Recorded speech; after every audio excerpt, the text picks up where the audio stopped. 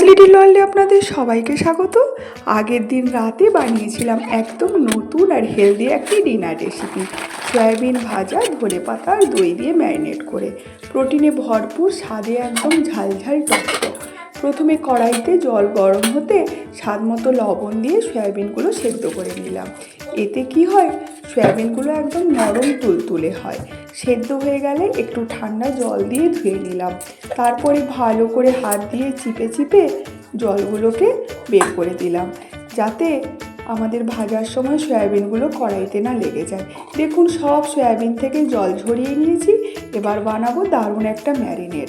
তার জন্য মিক্সিতে দিয়ে দিলাম 3টে মাঝারি সাইজের পেঁয়াজ, একটা টমেটো, আদা, রসুন আর সামান্য জল দিয়ে ব্লেন্ড করে নিলাম। এবার সয়াবিনে দিলাম প্রয়োজন মতো হলুদ গুঁড়ো, মশলা পেস্ট, একটা কুচি করে রাখা পেঁয়াজ, জিরে গুঁড়ো, ধনে গুঁড়ো, অল্প লবণ, কারণ সেদ্ধর সময় আমি বেশ খানিকটা লবণ দিয়েছি। লাস্টে দিয়ে দিলাম কুচি করে রাখা ধনেপাতা, সামান্য চিনি। আর অন্যদিকে দই আর লঙ্কাটাও আমি মিক্সিতে ব্লেন্ড করে নিলাম, দিয়ে দিলাম। আর লাস্টে দিলাম কাসৌরি মেথি, সামান্য সর্ষের তেল। তারপরে ভালো করে হাত দিয়ে মেখে ম্যারিনেশন কমপ্লিট করলাম।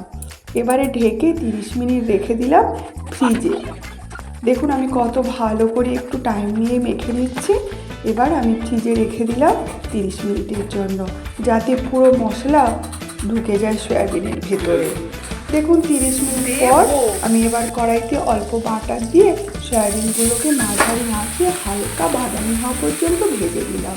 দেখুন, একদিন রান্না করে কি সুন্দর রং আসবে। আমিও তৈরি করে নিলাম একদম পারফেক্ট হেলদি ডিনার রেসিপি, যাতে প্রোটিন ফাইবারে একদম ভরপুর। সাধারণ খাবারও যদি ভালোবাসা দিয়ে বানাও না, তাহলে সেটাই হয়ে যায় রাজকীয় ভোজ। সয়াবিন ভাজা, রুটি আর দইয়ের রায়তা, সিম্পল খাবারও লুকিয়ে থাকে সুখের স্বাদ। দেখুন, আর লাস্টে দিয়ে দিলাম আমচুর পাউডার। সবাই একসাথে বসে গল্প করতে করতে এই ডিনার রেসিপিটা উপভোগ করুন। আমরাও কিন্তু আগের দিন রাতে সবাই খুব মজা করে খেয়েছি। টাটা।